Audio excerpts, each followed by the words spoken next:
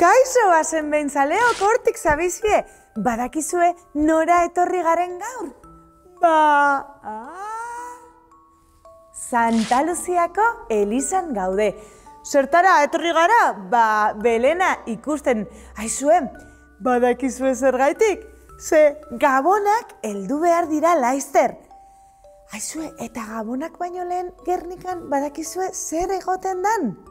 Hotxa bai, eta argiak be bai, baina Marigesiak entzun dituzuen noizbait. Aizue, enekien zer ziren Marigesiak, eta txantxan gure liburuari galdetu nion, eta berak kontatu zidan hurrengo istorioa. Istorio hau Gernikan gertatu zen, orain dela urte asko eta asko. Eta aizue, garai hartan Marigesiak ia ez ziren entzuten. Eta inork ez zekien zergaitik. Baina Urdaibai gero eta ilunago zegoen, gero eta ilunago. Eta jendea gero eta tristeago, gero eta simelago egongo baziren bezala. Aizue, ane, eskolatik etortzen zen egun batean, ahots arraro bat entzun zuen, grin egiten zuena. Ui, baina, zer da hori? Grin, eta horren atzetik, zuhaitz baten atzean agertu zen. Zuhaitzan zer ote zegoen? Holan txikia zen, izaki magiko bat izango balitz bezala. Argi urdin bat bezala zeukan bere inguruan. Eta ematen zuen, holan jantzi tipikoagaz jantzita zegoela. Baina zu, nor zara? Kaixo, ni mendiko naiz, Marigesien zaindaria. Marigesien zaindaria? Baina, eta zer egiten duzu hemen? Ane, eske zure laguntza behar dugu. Nire laguntza? Bai, jakingo duzunez, azken bolada honetan. Urdaibaien nagusia da iluntasuna, eta mundu guztia dago triste xamar. Badakizu zergaitik den, ane, hori da Marigesiak atrapatu egin dituztelako. Atrapatu? Baina, zer esaten duzu? Entzun ondo, ane, begira. Marigesiak esnatzeko behar dugu Gernikarrok abestea, eta gero eta ahots gutxiago daude Gernikako Marigesien artean. Behar ditugu ahots gehiago, ahots gutxi baldin badaude. Itzalak harrapatu egiten gaitu, ziz! Eta horrela gelditzen gara, izakirik gabe. Nola? Baina, eta nik zer egin dezaket? Ane, zuk zer egin dezakezun? Entzun ondo. Iluntasunaren amildegia denon artean irabazi dezakegu. Bera da, Marigesiak atrapatzen dituena. Eta berare zure laguntza behar dugu? Gero eta ahots gehiago izaten. Ze bestela badakizuane, Urdaibai osoa jarriko da ilunpetan. Ai ama, bai, esan, zer egin behar dut? Begira, etorri. Aizue, eta ane eraman zuen Urdaibaiko paduretara. Han, paduretan, topatu zuten harri berezi bat. Ane, harriaren gana joan eta, baina ematen du, harri honek abestu egiten duela. Bai, ane, harriak ez du abesten, baina harriaren barruan Marijesiak daude, atrapatutakoak. Eta zer egin behar dut, nik hauek ateratzeko? Ai, Ane, zu oso berezia zara, zuk jakingo duzu, zer egin behar duzun. Eta hori esan da, desagertu egin zen. Zer egin behar dudan, eta inork ez daki zergaitik, Anek ere ez, bapatean, bere ahotik, ahots miragarria irtetzen hasi zen. Ederra, polit-polita, Gabonetako kantu bategaz. Eta kantua bukatu zuenean,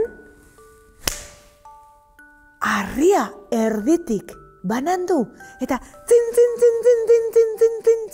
milaka argi urdin irten ziren. Marijesiak ziren. Ai, baina eskerrik asko, Ane. Askeak gara zuri esker, baina oraindik marijesiak falta dira. Ai, ama, Ane, harrituta gelditu zen. Batzuk askatu zituen, marijesiak askatu zituen, baina falta ziren pilo bat. Eta nora joan behar zeukan? Ba, ibiltzen, errenterian zegoen. Aritz erraldoi batera joan zen. Ez zekien oso ondo zergaitik, baina ara heldu zenean berriro ere soinu hori. Soinu hori entzun bai, baina baita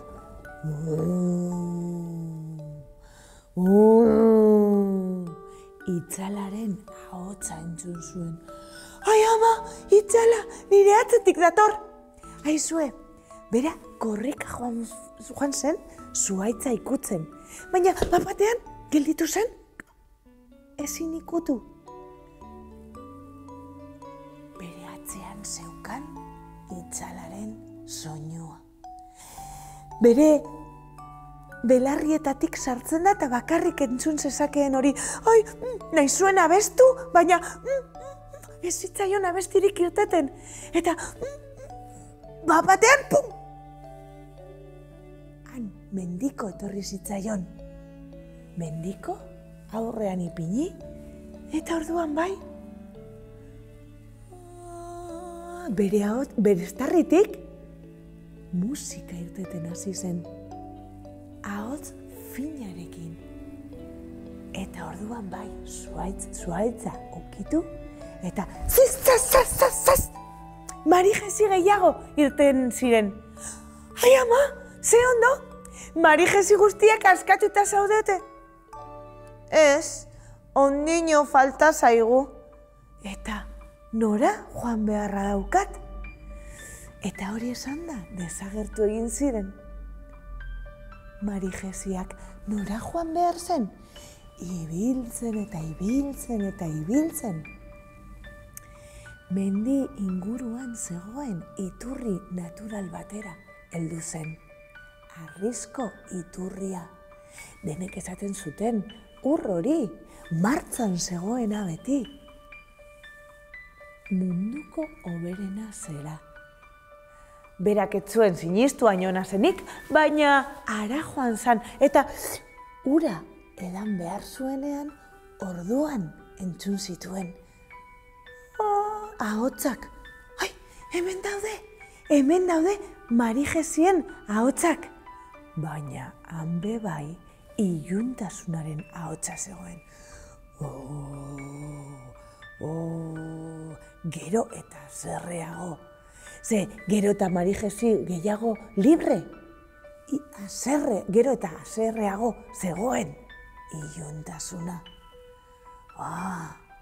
Ara heldu, ura edatera joan zan, eta estarritik pasatu zenean. Bapatean, bera konturatu gabe, ahotsa irten zitzaion, esplosio bat izango balitz bezala. Eta orduan, iturritik magia izango balitz bezala, pim,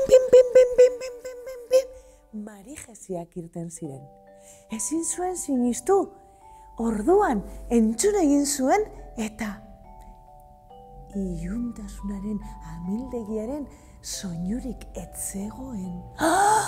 Bakarrik entzuten ziren 1000 ahots eder, Marijezienak. Orain bai, denak zaudete, eta han elkartu ziren Marijezi txiki guztiak. Bai, 1000 esker, Ane, zabalbatu egin gaituzu. Orain, zuk ere abesten jarraitu behar duzu. Eta Ane, handik aurrera, urtero, elkartzen zen bere lagunea eta familiekin eta abesten zioten. Gabonei, zergaitik, Marijeziak askatzeko eta iluntasunaren amildegia kanpoan, Urdaibai kanpoan usteko. Ze, aizue, badakizue, Marijeziak euren ahotsekin salbatzen dutela Urdaibai, iluntasunetaz. Hori bazenekien? Bueno, orain, badakizu. Aizue, gustatu zaizue, ipuina, istorioa? Bai, hemendik atera dugu gure liburutik. Aizu, badakizue, zuk nahi baduzu zure historia, edo nahi duzun, gustatzen zaizun historia hori, edo liburu hori kontatzea. Esan, eta hemen, bazen behin zaioan, kontatuko dizugu. Aizue, eta ez ahaztue, Marijeziak ikusten badituzue, eurekin joan eta abestu. Normalean, ematen dute pertsona normalak direla hortik abesten joaten direnak. Baina hauek dira, Urdaibai ilunetatik salbatzen dituztenak. Gero arte!